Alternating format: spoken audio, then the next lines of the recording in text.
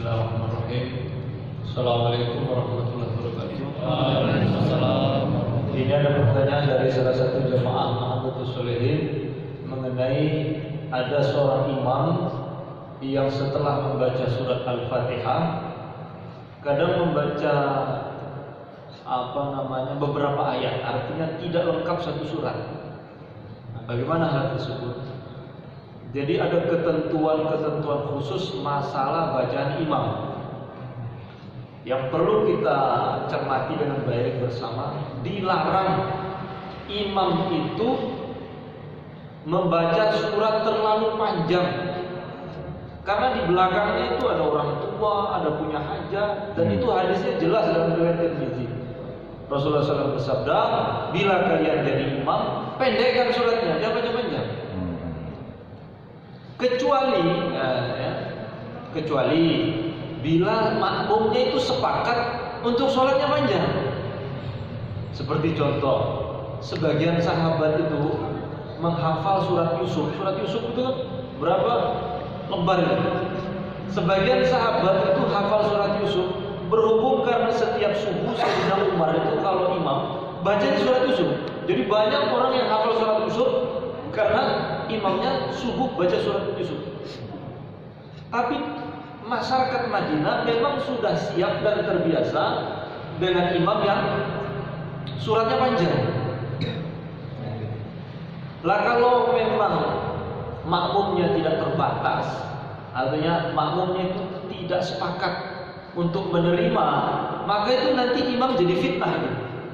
Karena dalam sebuah riwayat yang diriwayatkan oleh Imam Nawawi dalam kitabnya Al-Azkar, itu Sayyidina Mu'adz bin Jabal itu kalau jadi imam itu baca surat panjang. Maka ada makmum di belakang gak kuat, imam itu berdoan gitu. Langsung batal. Suwi gitu kan. Pulang dia, lapor kepada Nabi. Ya Rasulullah, ini imam kami ini baca surat panjang. Siapa imamnya? Mu'adz bin Jabal. Maka dipanggil oleh Nabi. Apa jawabannya? Afattanun anta ya Mu'adz? Apakah kamu menjadi tukang fitnah ya Mu'adz? Jadi imam kepanjangan itu jadi fitnah buat makmumnya, karena di belakang tuh ada orang yang kebelet ya, tuh ini imam terus kebelet. Ada yang anaknya nangis, mungkin dia punya hajat tertentu yang terburu-buru, maka imam itu sebaiknya jangan panjang-panjang. Baca surat yang sedang-sedangan saja, jangan terlalu panjang.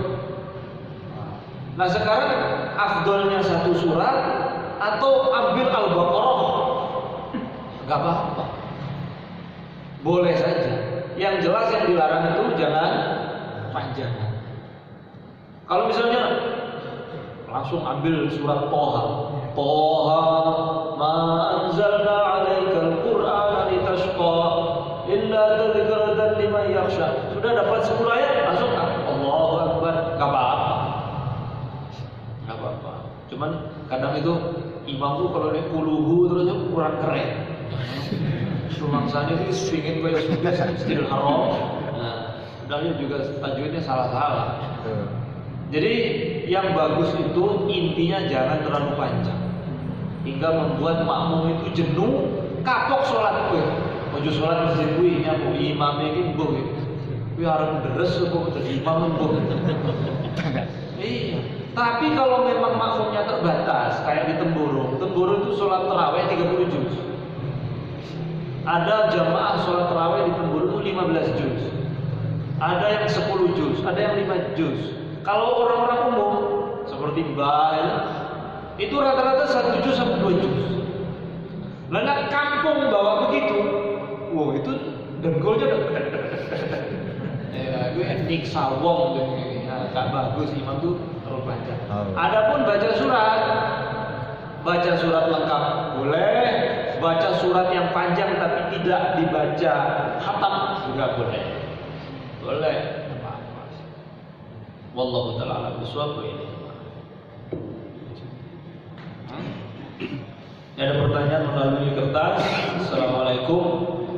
Apabila terjadi perang akan memakan waktu lama, kadang sampai bertahun-tahun. Maka bagaimana kalau ketika perang sampai pada bulan Rajab, apakah perang Perang tuh nggak begitu. Perang tuh nggak ada berbulan-bulan, enggak. Yang ada itu pengepungan. Kalau pengepungan itu sampai 3 bulan dulu.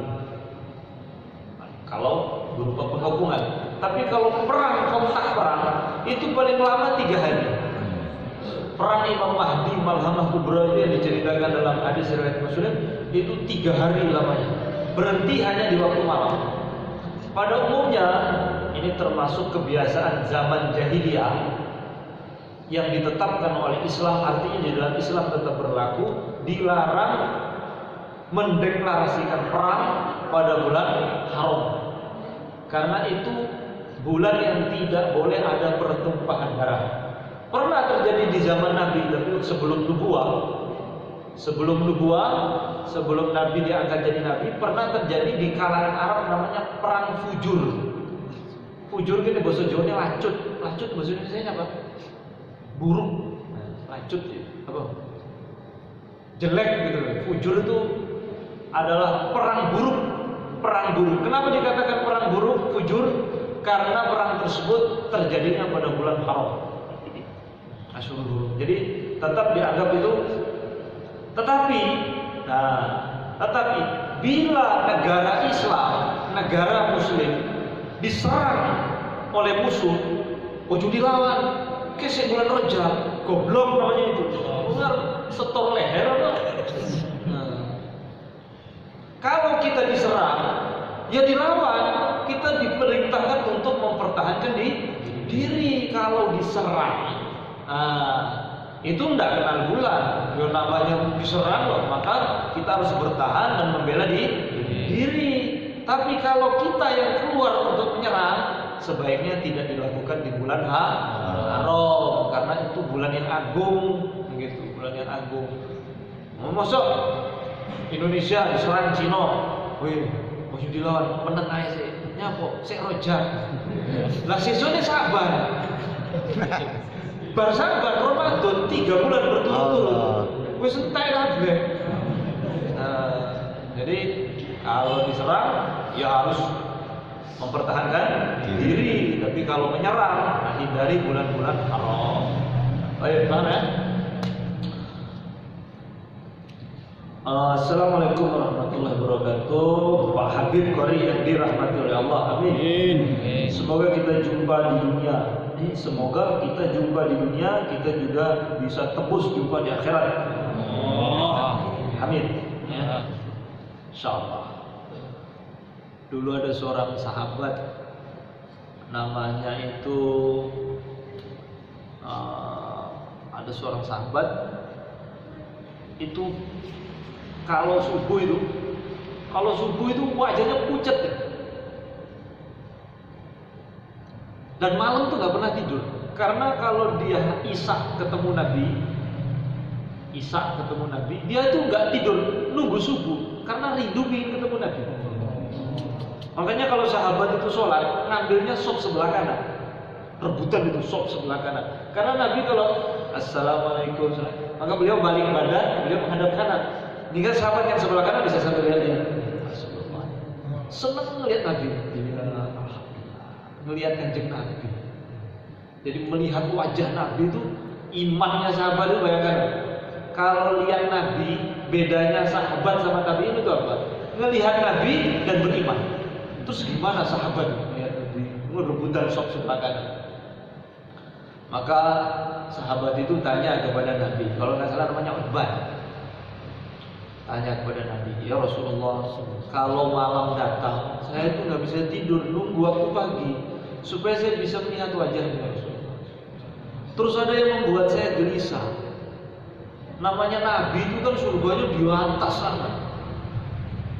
Sementara saya umat mestinya di bawah. Terus gimana ketemunya itu nanti di surga? Kalaupun masuk surga, seandainya saya masuk surga, mestinya derajat engkau ya Rasul di atas, saya di bawah. Apa enaknya masuk surga kalau nggak bisa ketemu dengan Tuhan? Ini pikirnya sahabat itu piye ketemu nak surga. Nah ini bagus nih pertanyaan. Nah kita ini loh sahabat Susulihin kumpul di Siti Maryam di bareng-bareng. Ini pikiran kita iki sopora kumpul nak surga. Masya Allah, indah ya. pertemuan ini loh berkelanjutan, nanti kita bertemu di akhirat. Insyaallah. Kita nggak tahu, mungkin di antara kita ada yang malamnya tinggi, mungkin nggak tahu. Kita siapa yang bisa mengukur derajat orang di sisi Allah? Maka kita sepakat ya, nanti kalau sampai akhirat, kok salah satu dari antum semua ada yang derajatnya tinggi, tolong satu sama lain. Tarik tangannya, ya. Saling mensafaati.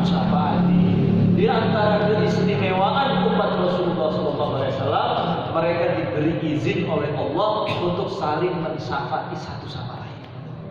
Orang baik di antara mereka bisa mensafati yang buruk. Ya, Mbak, nanti kalau lihat saya safati ya, tarik begitu.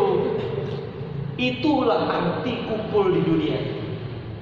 Ketika sahabat itu mengatakan, apakah kita bisa ketemu nanti di surga wahai Rasulullah? Nabi nggak jawab, diam. Tapi Allah yang jawab. Turun ayat berkenaan tentang itu, bahwasanya orang-orang beriman Allah Subhanahu wa taala akan kumpulkan kelak di akhirat. Minal ladzina an'amta 'alaihim minan nabiyyin was-siddiqin wasyuhada'i was-shalihin. Maka Nabi mengatakan al-mar'u ma'a man ahabba. Orang itu akan dikumpulkan bersama orang-orang yang dicintai. Nama majelis kita ini Mahabbatus Sholihin. Cintanya itu hanya dengan orang-orang soleh. Harapan kita, kalaupun amal kita nggak sampai seperti mereka orang-orang soleh, tapi cinta ini ada, insya Allah kita dikumpulkan nanti di surga bersama. Mau jenengnya Mahabbatus Sholihin.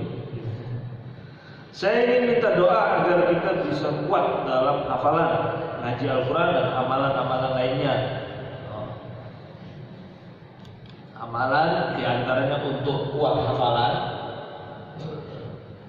Di antara upayanya kata para ulama, jangan suka lihat salib.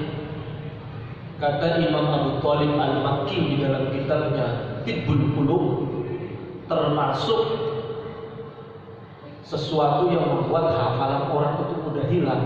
Bila suka melihat salib, gereja ini gede ini, nggak usah dituding. Kapan gereja menengok, nggak usah dilihat. Itu kata Imam Abu Thalib Al-Makki. Yang kedua, kata para ulama, jangan suka baca nama-nama orang di nisan kubur. Pak Ijo, Marto, nggak usah dibaca. Membaca nama-nama di nisan kuburan itu mengurangi kekuatan hafalan atau menghilangkan hafalan. Itu kata Imam Abu Thalib Al-Makki. Kata Imam Ibnu Qayyim Al-Jauzi termasuk mengurangi hafalan, jangan suka makan apel kecut. Namanya tufah. Tufah khamid, tufahul khamid itu, at-tufahul khamid itu artinya apel kecut. Apel malang kecut berapa? Pokoknya kecut lah intinya. Malang. Ya kurang lebih nanti marah orang Malang, jangan disebut-sebut. Pokoknya ini kecut ya. Kemudian diantaranya yang menguatkan hafalan, banyak makan kismis. Tuh kismis. Nah itu juga menguatkan hafalan. Menurut Imam Syihabuddin Ahmad Al-Qasqalani, beliau mengatakan makan ayam muda, ya. Ayam buangkok segitu ya. Ayam muda, ada ayam muda itu kan relatif biasanya empuk tuh, dujaj, bahasa Arabnya dujajah, atau ayam muda itu menambah akal, artinya menambah kecerdasan. 3, termasuk yang menambah kecerdasan orang, suka pakai minyak wangi. Jadi aroma harum itu meningkatkan kecerdasan seseorang. Ini wis mabunya, semua wis pinter udah digoblok. Jangan dijaga karena kita ini ahli ilmu, suka hadir majelis ilmu. Terus kecut itu bahaya ini, mampet otaknya. Harus suka pakai minyak wangi, mudawamah pakai minyak wangi, biar otaknya cerdas.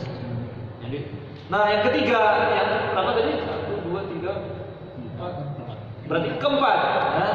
Banyak baca selawat, terutama selawat kamaliyah namanya. Selawat kamaliyah itu bunyinya Allahumma sholli ala sayyidina Muhammadin wa ala ali sayyidina Muhammad kama la nihayata li kamalika adada kamalih. Wis sing hafal lo, sing urung yo harus dihafal. Itu namanya shalawat kamaliyah. Di antara fadilah shalawat kamaliyah kata guru saya, Allah akan memberikan dia hafalan sekali dengar langsung hafal. Itu waktu saya mondok itu istiqomah baca shalawat kamaliyah. Itu kalau ngaji sama guru saya baca shalawat kamaliyah. Dan itu fadilahnya, kalau sudah hafal itu tidak boleh, nggak bisa hilang. Kalau sudah hafal tidak bisa hilang. Kalaupun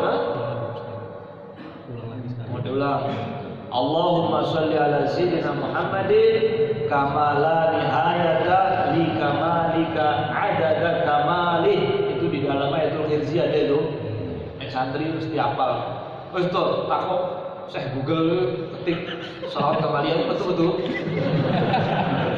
Wangel betul.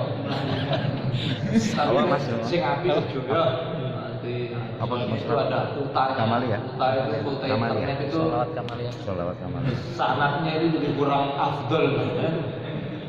Sanadnya itu biqala hadatsana Imam Google itu mengkotek nanti sanadnya terputus ya.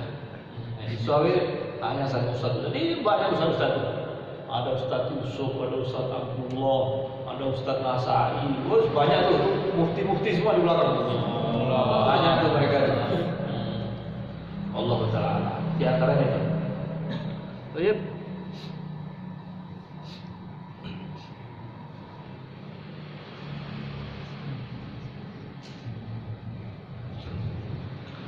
Pertanyaan Ustaz, saya pernah dengar lebih baik diam, bukan? Saya pernah, ini hadis ini. Saya pernah dengar lebih baik diam 40 tahun daripada berjalan di depan orang sholat. Maksudnya itu berapa jarak yang dimaksud dalam berjalan di depan orang sholat, dan seperti apa maksud lebih baik diam? Berarti kan seperti dosa yang amat besar. Mohon penjelasan. Terima kasih. Jadi di antara larangan seseorang itu yaitu kalau saudara muslimnya sholat, jangan sekali-kali lewat di depannya. Boleh melewati di depannya dengan syarat yang sholat tersebut dihalangi oleh tiang atau tembok atau sengaja membuat batasan, namanya sutroh. Sutroh itu pokoknya ada, nah ini meja taruh di depan, gitu. Jarak sekiranya antum bisa sujud di situ, ada ruang untuk sujud, maka orang lalu lalang di situ boleh. Maka sebaiknya kalau sholat sunnah, sholat wajib kan nggak ada orang lewat-lewat kecuali anak-anak kecil, ya, orang yang masih anak-anak. Tapi kalau sholat sunnah sebaiknya mencari tempat-tempat yang tidak dilalui, karena melewati orang yang sedang sholat itu dilarang. Bahkan ancamannya di dalam hadis itu lebih baik berhenti, ya, menunggu 40 tahun daripada melewati orang yang sholat. Nggak boleh. Oh, kau usah jauh-jauh, enak ini, ya. Ada orang dipanggil oleh Pak Presiden, taruhlah siapa ya kita kagumi, Presiden Erdogan. Presiden Erdogan datang ke Mahabatus Solihin, ngobrol sama Mas Heru. Tiba-tiba jadi misi kan lewat, kan enggak mapi itu. Dengan manusia saja yang derajatnya tinggi, ada orang sowan dengan orang yang derajatnya tinggi di mata ahli dunia, itu antum lewat itu jelek gitu. Namanya enggak sopan. Apalagi orang yang sedang sholat, yang dia ini sedang menghadap kepada Allah, boleh lewati, nggak boleh. Itu namanya nggak adab. Nggak adab dengan orang yang sholat. Seperti itu. Jadi batasannya apa? Harus ada sutro.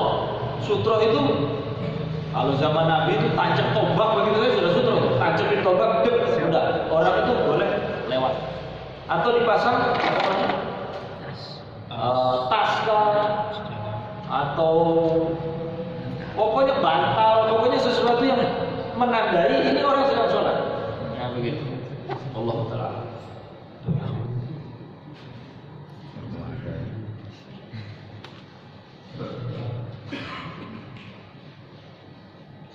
Pertanyaan saya, apabila saat puasa Ramadan siangnya puasa tapi malamnya berbuat maksiat, apakah puasanya diterima? Jadi begini, ketika orang berpuasa Ramadan, hindarilah hal-hal yang sifatnya mengurangi pahala puasanya itu. Di antara hal-hal yang mengurangi pahala puasa orang yang sedang berpuasa Ramadan, kalau dia ngerasani alias gibah, kemudian melihat wanita yang bukan muhrim, gitu.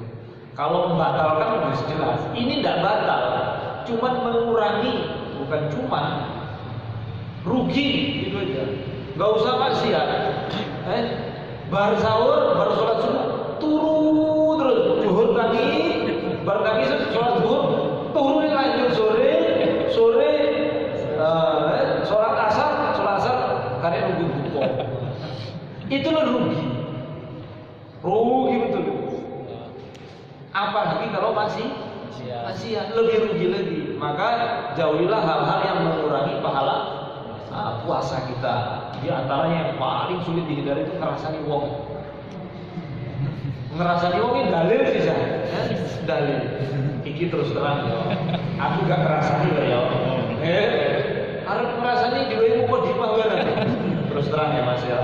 Ini saya gak ngerasani. Kok sak monone ngono lho. Yes kuwi. Itulah ngerasani itu. Gak boleh.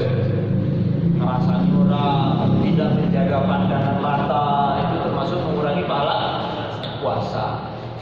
Nah, terus kalau ada orang bermaksiat malamnya, puasanya alhamdulillah dijaga, dia menjaga diri dari maksiat. Tapi malamnya dia bermaksiat. Nah, kalau malam dia bermaksiat berarti dia melanggar kehormatan bulan Ramadan. Nah, gitu.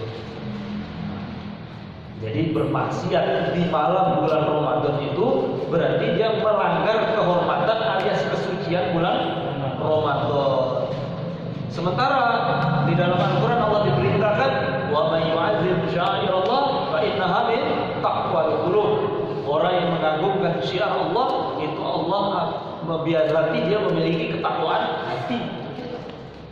Nah, orang yang tidak menjaga kehormatan bulan Ramadan biasanya matinya itu su'ul khatimah. Wallahu ta'ala. Apakah sah puasa Ramadan yang sebelum Ramadan? Apakah sah puasa Ramadan yang sebelum Ramadan pernah minum anggur yosa? Ya. Minum khamrnya khamr ya mendeme itu wis duwe dosa dhewe ya. Mabuknya dia itu sudah dosanya sendiri. Cuma hati-hati loh, mabuk itu. Benar. Semua kemaksiatan itu bisa masuk lewat pintu masing-masing kecuali mabuk. Minum khamr itu bisa mendatangkan kemaksiatan, pintunya itu langsung banyak. Manusia itu ya dikatakan manusia karena punya akal. Tapi kalau sudah manusia itu mengkonsumsi hal yang melemahkan atau merusak akalnya, seperti minum khamr, narkoba, lem aibon, spiritus, apa lagi? Ngerti aku ya? Bodrek campur, sprit, pokoknya macam-macam begitu lah. Itu namanya merusak akal. Maka orang itu kalau sudah mabuk mesti ngelawan orang tua, tidak ada rambu-rambunya, memperkosa orang, membunuh. Pokoknya rentetan kemaksiatan besar itu. Bila pintu khamr itu dibuka, dia akan bertemu dengan dosa-dosa yang lain. Nek zina ya, di zina itu jelek. Zina itu jelek, tapi zina itu hanya satu pintu.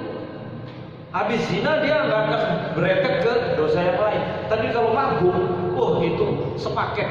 Mabuk plus langsung sak zina nih, ngerampok, pokoknya begitu. Makanya preman-preman itu berani aksinya macam-macam itu. Kalau sudah mabuk, mau ngerubuhi rumah orang, mau bunuh orang, itu mabuk dulu. Karena dia beraninya kalau akalnya hilang, dia harus jadi binatang dulu, baru dia berani melakukan hal-hal yang mengerikan. Maka kalau orang jangan sentuh ya urusannya mabuk-mabuk virus, jangan sekali narkoba jangan ya. Ampun. Nek lihat-lihat lagi masih anu lah ditoleransi ya, maksudnya diobati itu masih anu lah. Tapi ini narkoba, masya Allah, berat itu. Berat. Apakah sah puasa Ramadannya? Yo sah. Selagi dia tidak melakukan hal-hal yang membatalkan puasa, berarti puasanya itu sah. Lah kalau dia minum khamr, ya dosa minum khamr itu beda. Dan dosa minum khamrnya berlipat-lipat karena dilakukan ketika Ramadan. Malamnya mabuk, yo sadar mendem sahur, terus sahur, sholat subuh, buka, ya sah puasanya. Wallahu ta'ala. Sampai tingkatan gini, perhatikan ini baik-baik. Orang itu kalau mabuk, kok menceraikan istrinya, kan nggak sadar. Terus dia mengeluarkan kata-kata cerai, perceraiannya itu sah. Ayo, sah perceraian. Aku kan nggak sadar, Pak. Gak peduli, kamu mabuk. Orang mabuk itu satu ini dianggap menurut syariat hukuman untuk orang mabuk. Makanya boleh mendem, terus bertengkar sama istrinya, terus dia mengucapkan kata-kata perceraian, jatuh itu. Saya kan tidak sadar. Dan itu kalau kumpul dengan istrinya, tahu hukumnya, padahal sudah dicerai, itu zina. Bahaya, makanya sujud cedak-cedak kalau jenenge khomer. Assalamualaikum warahmatullahi wabarakatuh. Bagaimana hukumnya membunuh hewan seperti nyamuk dan semut? Boleh aja bunuh nyamuk, semut itu boleh kalau mengganggu. Dengan syarat tidak boleh membunuhnya dengan api. La ya'zibu binar illa rabbun nar. Tidak ada yang berhak menghukum dengan api kecuali pencipta api, yaitu Allah. Tidak boleh. Wih, kayak semut angkrang, terus angkrang. Biasanya angkrang itu diambil itu batok kelapa itu, kemudian disiram minyak, terus enggak. Gimana cara membunuh semut? Siram dengan air cukup. Jangan dibakar. Itu pun kalau mengganggu. Ini semut dulu ya, semut dulu. Al-Imam Asy'arani beliau mengatakan, semut-semut yang ada di rumah kamu itu tinggal di lubang-lubang rumah. Itu karena sangka baik dia kepada kamu, yang punya rumah ini orangnya baik dan rahman. Makanya dia itu punya rumah di rumah kita. Maka Imam Syaroni beliau mengatakan, kalau kamu sempat ya, kalau bisa itu remahan roti ya, biskuit atau gula taruh di depan lubang-lubang rumah semut itu supaya dia nggak keliaran kemana-mana. Biar dimakan oleh semut, nanti rizkimu lancar. Ketika saya baca kitab itu di dalam kitab Plato Ibul Minan itu, dalam kitab Plato Ibul Minan, ketika saya membaca, oh ternyata, nah saya waktu itu makan tinggu, apa itu? Biskuit itu, wafer loh, oh enak dari ini. Nah, di situ ada lubang semut, tak lepehin, gitu. Niat saya untuk semut. Habis itu saya berangkat ke masjid sholat. Tentunya ada orang, nggak tahu saya namanya siapa, selamat dikasih amplop, wah, cash kalau niat sodako kalau semut. Bener nih. Setelah kejadian itu saya beli gula, ada gula dulu, saya taruh di ember. Jadi setiap hari itu saya ambil, setelah saya tempelin buat semut-semut di rumah. Berarti ngopeni semut, Pak? Enggak ngopeni, taruh aja di depan lubangnya biar dia nggak keluyuran kemana-mana. Masuk lemari, karena antum pelit.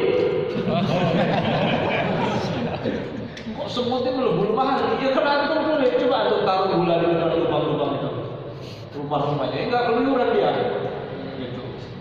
Niatkan, kata beliau, itu binatang tuh husnuzon, bersangka baik. Yang punya rumah ini orangnya baik. Jangan kamu kecewakan. Terus diuyu atau dikasih minyak minyak tanah. Ya. Tapi kalau sudah sangat mengganggu, boleh dibunuh karena mengganggu, tapi tidak boleh dibakar dengan api. Kalau nyamuk, sunnah bunuh nyamuk, sunnah. Tapi nggak boleh pakai api, nggak boleh pakai api. Sunnah membunuh nyamuk itu sunnah, mustahab. Ya, Pak. Tapi sunnah dibunuh nggak boleh dicaci. Nyamuk asu. Nyamuk itu aku udah mas. Karena ada satu hadis Rasulullah SAW bersabda, la tasubul baragis, jangan kalian mencaci nyamuk, kata Nabi. Karena nyamuk itu membangunkan Nabi kalian untuk bangun malam. Masya Allah. Jadi nyamuk itu membangunkan Nabi tahajud, maka nggak boleh dicaci. Bajingan nyamuk itu, nggak boleh. Kalau mati keplak langsung, jangan dicaci. Wallahu ta'ala. Apa yang harus luruh pertanyaan ini? Apa yang harus dilakukan kalau tahu pasangan istri atau suaminya selingkuh? Tindakan yang seharusnya bagaimana?